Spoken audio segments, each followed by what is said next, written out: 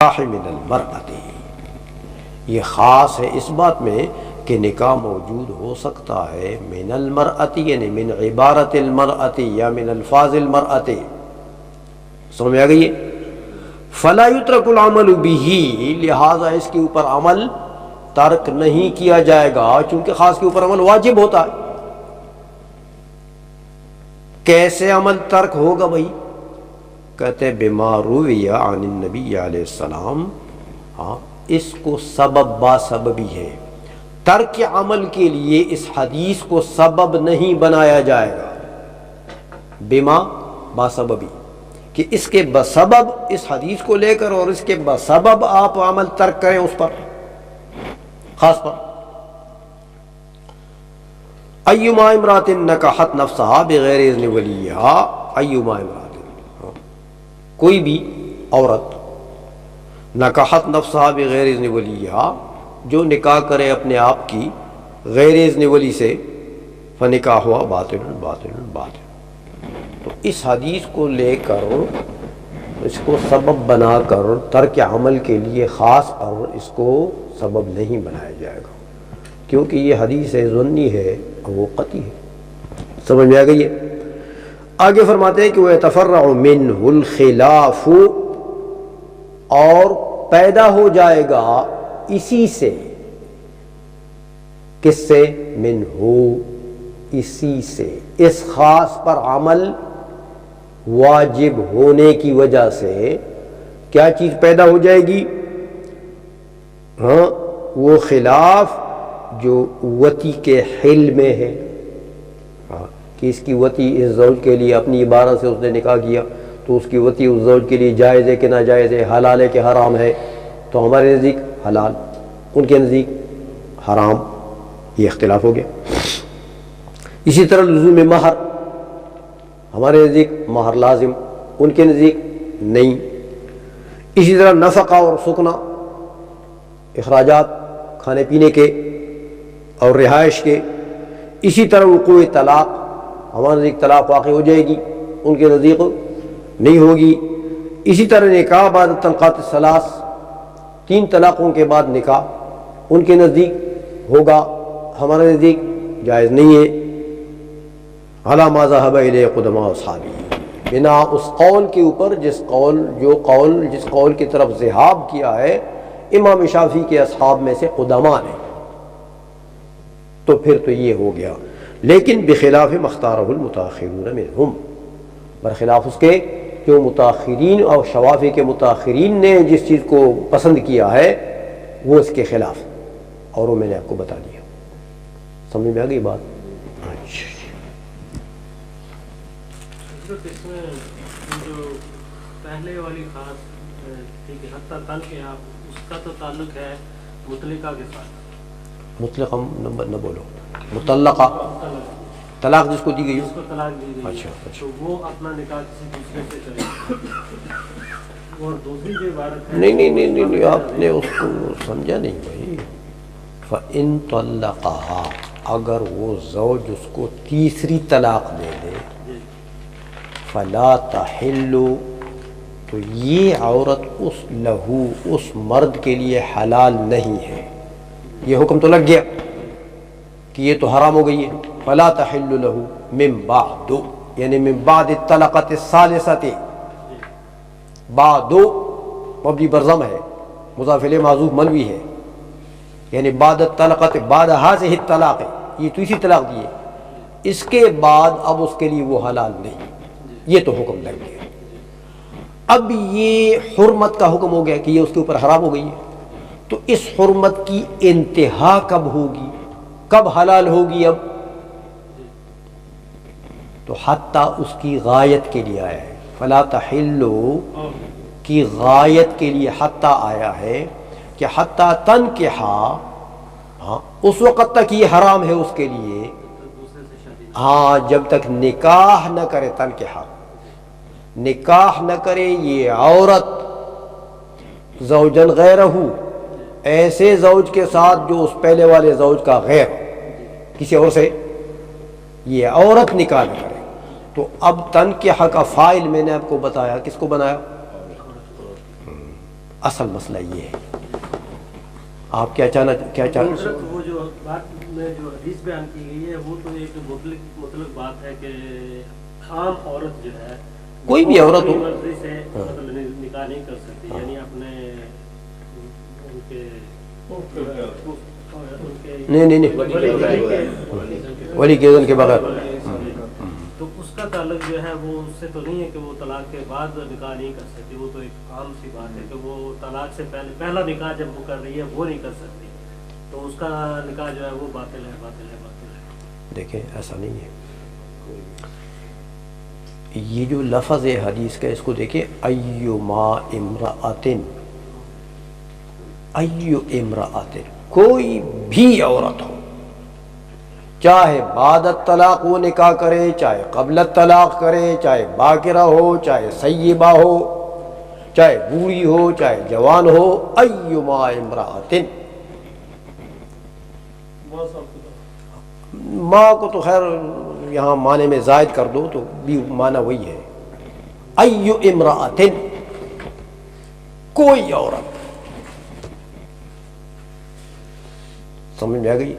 اس لیے وہ لفظ بہت عام ہے، سب کو اس کو بھی شامل ہے، یہ بھی اس کی ایک جزئی ہے، اور اس کے ماورا دوسروں کو بھی شامل ہے.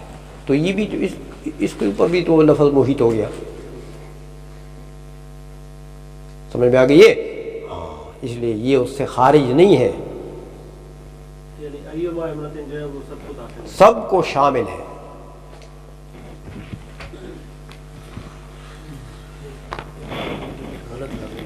کیا اچھا عام کی یہاں انہوں نے تعریف نہیں کی. کیوں نہیں کی؟ ہاں شاباش، کیونکہ عام کی تعریف پہلے ہو چکی ہے. ما ينتظم جمعا ہاں اما لفظا و اما معنی. تو جب تعریف ہو چکی ہے تو اب تقسیم کرتے ہیں. تعریف کے بعد کیا ہوتی ہے؟ فرماتے ہیں وَأَمَّا الْعَامُ فَنَوْعَانِ، عام کی دو قسمیں ہیں. عام خص منہ البعض، خص عنہ البعض، وعام لم يخص عنہ شیء. ایک عام وہ ہے جو مخصوص البعض، مخصوص البعض یعنی بعض افراد اس سے نکالے گئے، کیونکہ وہ تو ینتظم جمعا من الافراد ہے، تو اس کے اندر تو بہت سے افراد ہیں، تو ان میں سے بعض کو اس عام کے اوپر جو حکم لگتا ہے بعض افراد کو اس عام سے نکال دیا کہ بھئی ان پر نہیں لگے گئے حکم، باقیوں پر لگے. تو اس عام کو کیا کہتے ہیں؟ مخصوص البعض. عام مخصوص البعض کہ بعض افراد اس سے نکال دیے گئے. اچھا وہ عام لم یخص عنہ شیء، دوسری قسم وہ ہے کہ جس میں سے کوئی فرد نہیں نکالا گیا، جمیع افراد کے اوپر وہ حکم لگتا ہے. عام کا جو حکم ہے وہ جمیع افراد پر لگتا ہے. تو اگر کوئی فرد بھی نہیں نکالا گیا تو اس کے معنی یہ ہے کہ عام کی دلالت جمیع افراد پر اب ہے. بعض افراد اگر نکالے گئے ہیں تو اس کے معنی یہ کہ عام کی دلالت جمیع افراد پر نہیں ہے، بلکہ بعض غیر مخصوص البعض پر ہے. ان بعض پر دلالت ہے جو نہیں نکالے گئے، جن کی تخصیص نہیں ہوئی. سمجھ میں آ گئی ہے؟ دونوں میں فرق سمجھ گئے ہو؟ اچھا اب یہ کہتے ہیں کہ بھئی فالعام الذی لم یخص عنہ شیء فهو بمنزلۃ الخاص فی حق لزوم العمل به لا محالۃ. کہ جب دو قسمیں ہو گئی ہیں تو ہر ایک قسم کا حکم ہوتا ہے. تو عام غیر مخصوص البعض کا حکم کیا ہے کہ وہ بمنزلۃ الخاص ہے، حکم خاص کا، اور اس عام غیر مخصوص البعض کا ایک ہے، یہ خاص کے حکم میں ہے. تو خاص کا حکم کیا مطلب ہے کہ جیسے خاص کے اوپر عمل واجب تھا لا محالتا. اور یاد رکھیں خاص سے عقائد بھی ثابت ہو سکتے ہیں اعمال بھی ثابت ہو سکتے ہیں، کیونکہ قطعی ہے، تو قطعیات سے عقائد بھی ثابت ہو سکتے ہیں، فرائض بھی ثابت ہو سکتے ہیں. سمجھ آ گئی؟ اسی طرح یہ عام غیر مخصوص البعض ہے. یہ عام جو ہے یہ بھی قطعی ہے، غیر مخصوص البعض اپنے مفہوم میں، اپنے مدلول میں قطعی ہے. اس سے عقائد بھی ثابت ہو سکتے ہیں، اعمال بھی ثابت ہو سکتے ہیں، فرائض و واجبات سب. سمجھ میں آ گئی ہے؟ اچھا، لیکن ایک بات سمجھیں، وہ یہ کہ جو نص قطعی ہو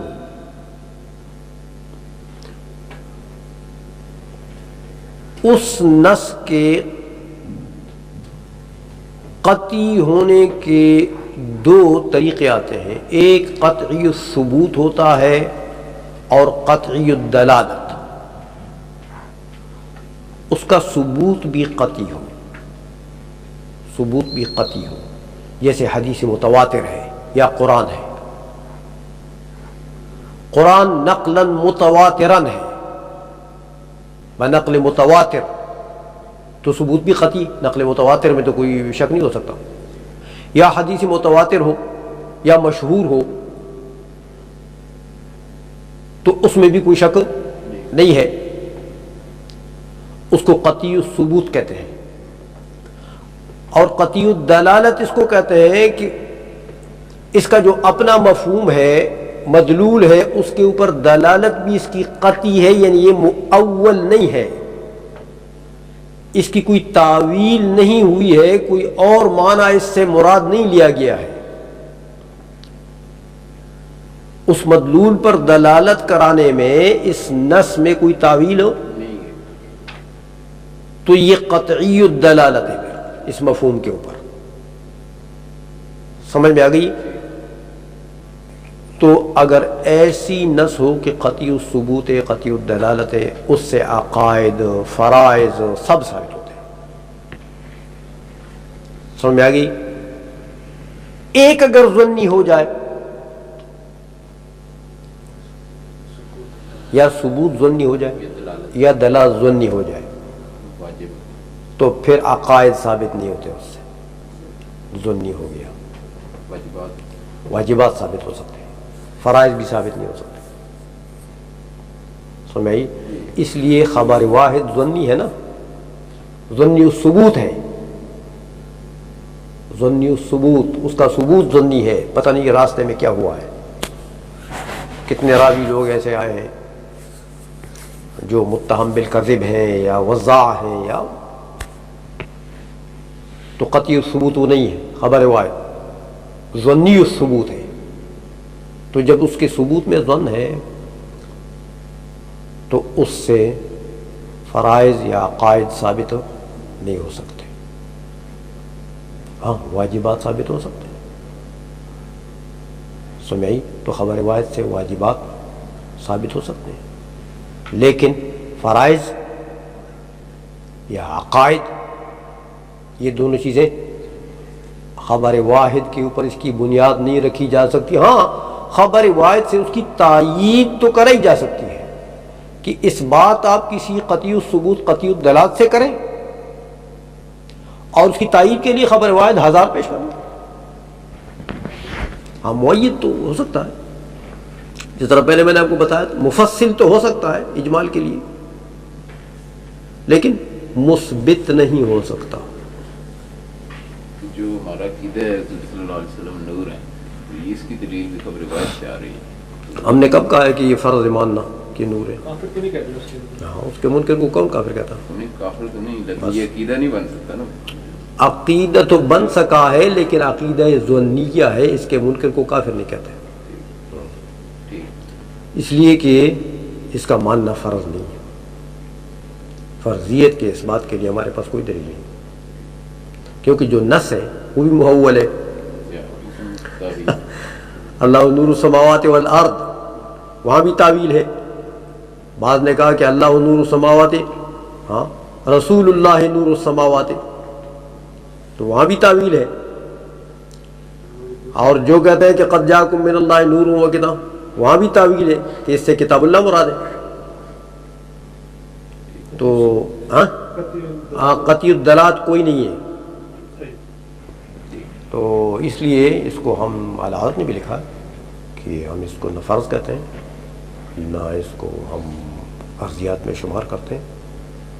کوئی اس کا انکار کرے تو ہم اس کو نہیں کافر کہتے کیونکہ اس کے لیے جو مثبت نص ہے وہ قطعی الثبوت قطعی الدلالات نہیں ہے.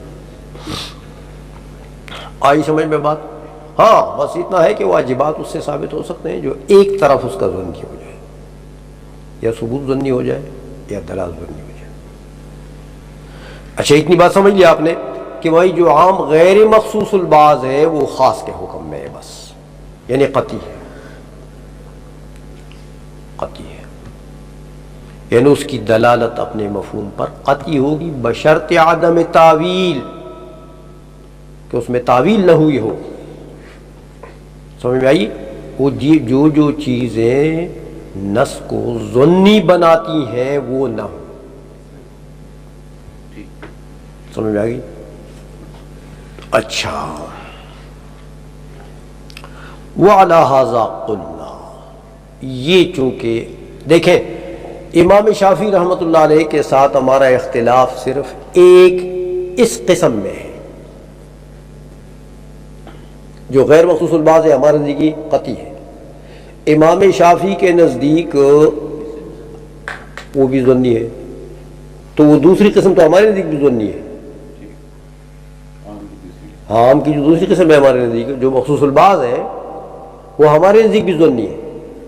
کیوں؟ دیکھیں بعض افراد تو آپ نے نکال دیے نا، بعض افراد تو نکل گئے، لیکن یاد رکھیں یہ کہ عام کی پہلی مرتبہ جب آپ تخصیص کریں گے، پہلی مرتبہ جب آپ ایک فرد بھی نکالیں گے تو وہ کسی دلیل قطعی سے نکالیں گے، کیونکہ عام قطعی ہے، عام کی دلالت اس ایک فرد پر بھی قطعی ہے. اب اگر آپ اس کو نکالیں گے تو قطعی کے لیے قطعی لاؤ گے تو ظنی سے نہیں نکلے گا پہلی مرتبہ. ہاں اگر دوسری مرتبہ نکالیں گے تو ظنی سے بھی ہو سکتا ہے. دروازہ کھل گیا ہے تو پھر ہر کوئی اڑ سکتا ہے. سمجھ میں آ گئی ہے؟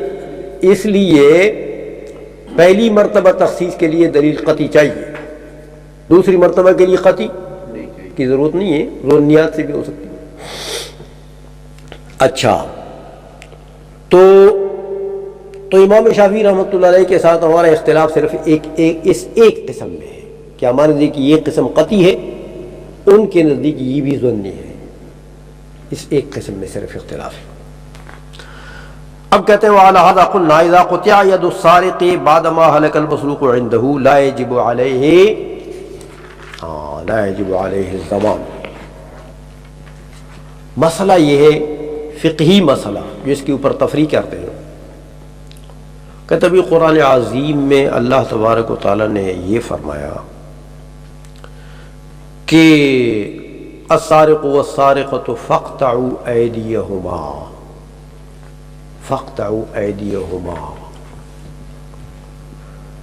چور مرد اور چور عورت جو ہے اس کی کیا سزا ہے چوری کی؟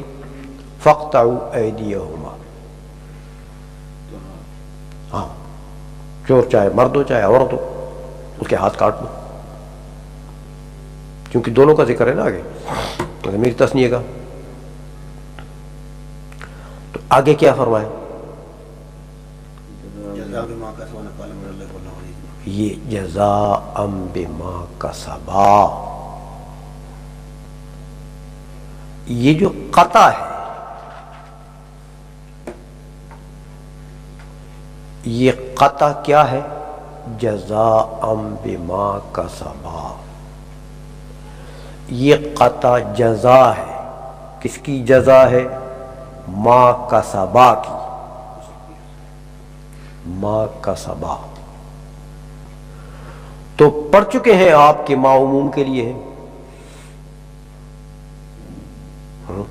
یہ جزا ہے. کس کی جزا ہے؟ جمیع ما کسب کی. جمیع ما کسب کی. قطعی ید جو ہے یہ سزا ہے کس کی؟ جو اس چور نے جو بھی کسب کیا ہے یہ قطعی ید اس جمی کی سزا ہے. آیت کا مطلب یہ ہے. سمجھ میں آ گئی ہے؟ یا چورنی نے جو بھی کسب کیا ہے اس کی جمی کسب کی یہی سزا ہے. آیت کا تو مطلب یہ ہو کہ یہ جمی کی سزا ہے. اچھا اب دیکھیں چور نے چوری کر لی, بھینس چوری کر لی کسی کی. جب چوری کر لی تو گھر لے گیا تو گھر میں وہ بیمار ہو گئی, مر گئی, چور کے قبضے میں ہلاک ہو گئی. اب آیا وہ بھینس کا مالک, اس نے قاضی کے پاس دعویٰ کر لیا کہ جناب یہ چور ہے, یہ میرا بھینس جو ہے اس نے چوری کی ہے. بھینس لے گیا. اچھا اس کو طلب کیا, انہوں نے کہا جی وہ ٹھیک ہے کہ میں نے چوری تو کی تھی لیکن وہ مر گئی.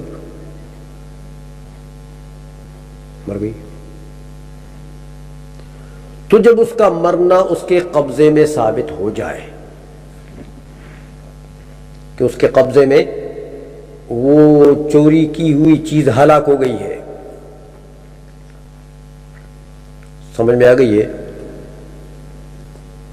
تو قاضی صاحب اب کیا فیصلہ کریں گے؟ مجسٹریٹ وہ کریں گے ہاتھ کاٹ دو.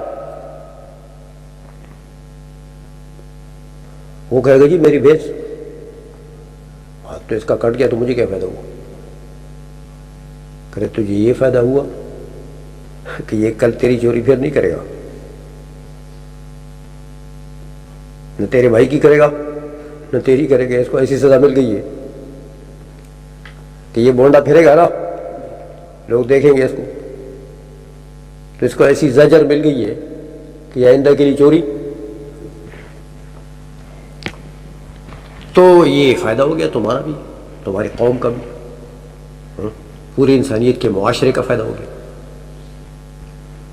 وہ کہا کہ جی میری بھینس, کہتے ہیں بھینس تو گئی, مر گئی ہے. بھینس تم کو واپس نہیں مل سکتی ہے, نہ اس سے ہم اس کا تاوان لے سکتے ہیں اس چور سے. کیوں کہ قرآن نے جو کہہ دیا کہ جزاء بما کسبا, یہ جو قطعیت ہے یہ جزا ہے جمیع ما کسب کا. تو جب جمیع ما کسب کی سزا ہے یہ, تو اب اگر زمان اس کے ساتھ ہم ملائیں گے کہ جناب کا ہاتھ بھی کٹے گا, آپ کو بھینس کی قیمت بھی دینی پڑے گی, تو پھر یہ ہاتھ کٹنا جمیع ما کسب کی سزا بن گئی ہے. یہ تو مجموعی سزا کا جز بن گیا. سزا تو مجموعی سزا تو دو چیزیں ہو گئی ہیں, ایک زمان اور ایک قطعیت. سمجھ میں آ گئی ہے؟ اس لیے یہ تو پھر جز بن گیا, جمی کی سزا تو یہ نہ بنی. آئی سمجھ میں؟ تو قرآن نے تو یہ کہا, تو قاضی صاحب کہیں گے جناب زمان کوئی نہیں ہے, قیمت ویمت آپ کو کوئی نہیں ملے گی, البتہ اس کا ہاتھ جو ہے وہ شریعت کا حکم ہے کٹ جائے گا. یہ ہمارے مذہب کے مطابق آیت کی تقریر ہے, مسئلے کی وضاحت ہے. سمجھ گئے ہو؟ اچھا اب حضرت امام شافعی کی بات سن لیں. حضرت امام شافعی رحمۃ اللہ علیہ فرماتے ہیں کہ بھئی زمان بھی دینا پڑے گا, ہاتھ بھی کٹے گا, زمان بھی دینا پڑے گا.